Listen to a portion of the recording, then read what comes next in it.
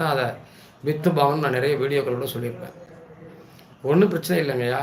நீங்கள் அடிக்கடி பக்கத்தில் இருக்கக்கூடிய விநாயகர் கோயிலில் ஒரு தேங்காய் எடுத்துகிட்டு போய் வலது பக்கம் 3 சுற்று, இடது பக்கம் 3 சுற்று சுற்றி சிதற தேங்காய் உடைச்சிட்டு எறும்புகளுக்கு இனிப்பு கலந்து, அதாவது சர்க்கரை கலந்து தீனியாக போடுங்கள். நிச்சயமாக உங்கள் பிரச்சனையிலேருந்து நீங்கள் விடுபட முடியும்.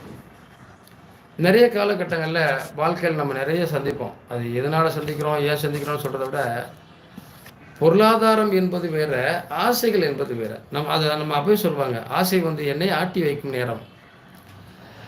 ஒரு மனிதனுடைய செயல்பாடுக்கு, வாழ்க்கைக்கு, போராட்டத்திற்கு, பிரச்சனைக்கு காரணம் எல்லாமே ஆசை தானே. எங்கிருந்து இந்த ஆசை வந்ததோ தெரியலையே அப்படின்னா கூட நம்ம நினைப்போம்.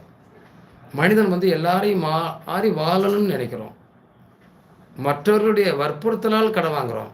மனைவி, குழந்தைங்க, மற்றவங்க கார் வாங்கு, பைக் வாங்கு, 2வது வீடு வாங்கு, இடம் வாங்கு, வீட்டுக்கு வேண்டிய வசதிகள்லாம் செய்யி அப்படின்னு டார்ச்சர் கொடுக்குறதுனால இவங்க கடனால் பெரிய பாதிப்புக்குள்ளே மாட்டுவாங்க. யாருன்னா நிச்சயமாக இவங்க தான் மாட்டுவாங்க. லக்னாதிபதி 6லையும் 8லையும் 12லையும் இருக்கக்கூடியவங்க தேவையற்ற விரயங்களை செஞ்சு பெரிய சிக்கலுக்குள்ளே மாட்டிக்கிறாங்க. ஒவ்வொரு நாளும் ஒவ்வொரு பிரச்சனையோடைய வாழ்க்கை வாழ்ந்தா சொல்லுவாங்க, பிரச்சனைங்கிறது எப்போதாவது வந்தால் பரவாயில்ல, பிரச்சனையே வாழ்க்கையாக இருந்தால் எப்படி தாங்க வாழ்றதுன்னு சொல்லுவாங்க. அது உண்மையான வார்த்தையும் கூட. இப்படிப்பட்ட சுச்சுவேஷனை எல்லாம் கடந்து உங்களுடைய வாழ்க்கை வாழ்வாதாரத்தை கொண்டு போனால் நீங்கள் நிறைய போராட வேண்டியிருக்கிறது. இந்த போராட்டமான வாழ்க்கையும் கூட தாண்டி போகணும் அப்படின்னா ஆசைகளை குறைப்பது ரொம்ப ரொம்ப முக்கியம் ஐயா. ஏன்னா நாம் பிறந்தது இந்த உலகத்தில் வாழ்கிறதுக்கு. இந்த வாழ்க்கையில் நிறைய பிரச்சனைகளை, கர்மாக்களை அனுபவிக்கக்கூடிய துன்பம் நமக்கு இருக்குது. இது சொல்லுவாங்க முன்ஜென்ம பாவம்னு சொல்லுவாங்க. அதை நம்ம பார்த்தோமான்னு தெரியாது. ஆனால் முன்ஜென்ம கர்மா தான் நம்மளை போட்டு ஆட்டிக்குதுன்னு சொல்லுவாங்க. அது நமக்கு தெரியுமானா தெரியாது. எதையுமே நிரூபிக்க முடியுமான்னு கேட்பாங்க, முடியாது. ஆனால் நம்ம ஜாதகப்படி சில விஷயங்கள் நடக்குதே. நம் ஜாதகத்தில் கிரகங்கள் இருக்கிறது படி தானே நமக்கு சில சிக்கல்கள் இருக்குது. இந்த சிக்கல்களை கடந்து வருவதற்காக நம்ம போராடுகிறோமே அப்படிங்கிற விஷயத்தெல்லாம் பார்க்கிற போது அது உண்மையாத்தானங்களையா இருக்குது. வாழ்க்கையில் போராட்டம் நிறைந்த வாழ்க்கையை நாம் வாழ்ந்து கொண்டிருக்கிறோம் என்று சொன்னால் உண்மையிலேயே அது வேதனைக்குரியது, வருத்தத்துக்குரியது. இன்னும் சில பேர் போனால் இந்த வாழ்வாதாரத்தில், செயல்பாடில், திட்டங்களில் எதையாவது வச்சு ஜெயிக்க முடியுமா அப்படின்னு நம்ம போராடுவோம். முதல்ல நாம் செய்ய வேண்டியது எல்லாமே பொறுமையும் நிதானமும் தான். இந்த நிதானத்தை கடைபிடிக்காத போது தான் பிரச்சனைக்குள்ளே மாற்றோம். ஆசைகளை குறைக்காத போது துன்பத்துக்குள்ளே மாற்றோம். ஆசைகள் குறைக்காம, துன்பத்தை குறைக்காம வாழ்க்கையில் நம்ம என்ன சாதிச்சிட போகிறோம்? உலகத்தில் ஒன்றுமே சாதிக்க முடியல.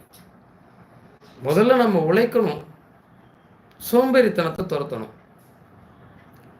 இந்த உழைப்பும் சோம்பேறித்தனம், உழைப்பும் இல்லை சோம்பேறித்தனமும் இருக்குது அப்படின்னா வாழ்க்கையில் ஜெயிக்க முடியல. ஒன்று, சார் நான் ஓடிட்டே இருக்கேன், சோம்பேறியாக படுக்கவே இல்லை, வாழ்க்கையில் ஜெயிக்கலை அப்படின்னு நிறைய பேர் அப்படி இருக்காங்க. அதை நம்ம மறக்க முடியாது. இவர்களுக்கான நிலைப்பாடு என்ன அப்படின்னா, எவ்வளவு சோம்பேறித்தனம் உங்களுக்கு இருந்தாலும் நீங்க ஓடிக்கிட்டே இருக்கீங்கன்னா மெய்வருந்த கூலி தரும். அருமையா சொன்னார் திருவள்ளுவர். என்றாவது ஒரு நாள் உன் உழைப்புக்கான ஊதியம் ஒரு இடத்துல இருக்கும். அதை எடுக்கிறதுக்கு ஓடிக்கிட்டே இருக்கும். அதை நிறுத்தவே கூடாது. நிறுத்திட்டோம்னா சோர்ந்துருவோம். அப்போ உழைப்பின் மூலமாக, கடுமையாக செய்யக்கூடிய முயற்சியின் மூலமாக கால தேவனை கூட எட்டி உதச்சிட முடியும். என்ன தொந்தரவு பண்ணிட்டே இருக்கியா, நீ போட்டு அமைக்கிட்டே இருக்கியா, ஓடுறாங்க.